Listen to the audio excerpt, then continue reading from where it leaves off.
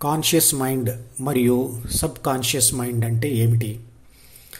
తరచుగా వాడుతున్న డి చిత్రపటంలో చూపించిన డిలోని బలమైన జ్ఞాపకాలని, అంటే న్యూరాన్ల మధ్య దారులలో ఉన్న బలమైన సైనాప్స్ వంతెనలను కాన్షియస్ మైండ్ అని, బలహీనమైన వాటిని సబ్ కాన్షియస్ మైండ్ అని అంటారు.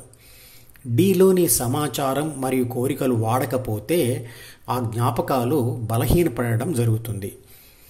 ప్రాపంచిక ఆత్మ అంటే ఏబిసి డిలోని బలమైన కాన్షియస్ మైండ్ను, అంటే ప్రాపంచిక సమాచారం మరియు కోరికలను వదిలి జీని, అంటే ధ్యాన కోరికను పట్టుకొని ధ్యానం చేస్తుండడం వలన 3 రకాల మార్పులు డిలో సంభవిస్తాయి. అవి: 1. ద్వితీయ మనసులోని బలపడిన అహం, ప్రాపంచిక సమాచారం మరియు కోరికలు నెమ్మదిగా బలహీనపడుతూ ఉంటాయి. అంటే సైనాప్స్ వంతెనలు బలహీనపడుతూ ఉంటాయి. ఇక 2. కొత్తగా ఏర్పడిన ధ్యాన కోరిక మరియు ధ్యాన అనుభవంకు అనుగుణంగా ద్వితీయ మనసులో కొత్త సైనాప్సులతో కూడిన కొత్త ధ్యాన న్యూరల్ కనెక్షన్స్ ఏర్పడి ఆ తర్వాత కూడా ధ్యానం కొనసాగిస్తే ఆ కనెక్షన్స్ బలపడతాయి. ఇక 3. అప్పుడు ద్వితీయ మనసులోని మార్పులకు అనుగుణంగా ఆత్మ ప్రాథమిక మనసులోని శరీర రక్షణ, పోషణ, పునరుత్పత్తి అనే 3 బాధ్యతల కోసం ఉన్న 6 గుణాల యొక్క జీన్స్ను, అంటే జ్ఞానేంద్రియాల ద్వారా ప్రపంచానుభవాల కోసం ఉన్న జీన్స్ను చదవడం తగ్గించేసి ధ్యానానికి సహకరించే విధంగా ఉండే జీన్స్ను చదవడం మొదలుపెడుతుంది.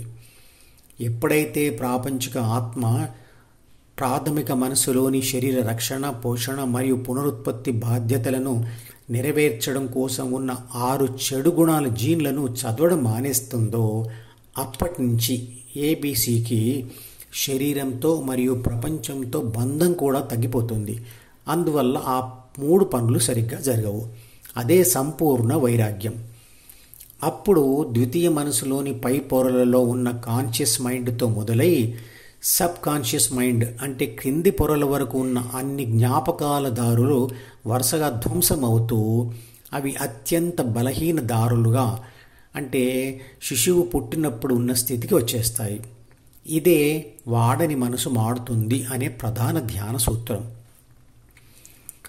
అంటే ధ్యానం చేస్తూ ఏబిసి తన ధ్యాసను డిఈఎఫ్ మీద నుండి మళ్లించి హృదయం మీద స్థిరపరిస్తే అది ప్రపంచం మీద ధ్యాస పెట్టలేదు కాబట్టి అనుభవం కలగదు, దాని గురించి సమాచారం రాదు కాబట్టి అనలైజ్ అంటే విశ్లేషణ చేయడం ఉండదు, నేను అనే భావం లేదా అహంభావం గట్టిపడదు, కోరికలు రాయడం ఉండదు, వాటిని చదవడం ఉండదు.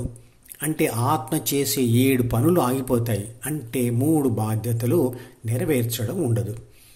ఈ విధంగా ప్రాథమిక మనసు మరియు ద్వితీయ మనసు నెమ్మదిగా బలమైన స్థాయి నుంచి బలహీన స్థాయికి రావడం 4 దశలలో జరుగుతుంది. ఆ 4 దశలను శూద్ర, వైశ్య, క్షత్రియ మరియు బ్రాహ్మణ దశలు అన్నారు భగవద్గీతలో. ఆ బ్రాహ్మణ దశ కూడా దాటిన స్థితియే స్థిత ప్రజ్ఞ. అదే మోక్షం, అదే ద్వితీయ మనసు నుండి విముక్తి. ప్రాథమిక మనసులోని మెదడుకు లేదా న్యూరాన్లకు సంబంధించిన అధ్యాయం పుట్టుకతో అందరికీ ఒకే రకంగా ఎందుకు ఉండదు అంటే, ఒక్కో మనిషికి ఒక్కో రకంగా ఎందుకు ఉంటుందంటే, వారి వారి పూర్వీకుల మరియు తల్లిదండ్రుల జీన్స్ పిల్లలకు ప్రాథమిక మనసుగా వస్తాయి కాబట్టి.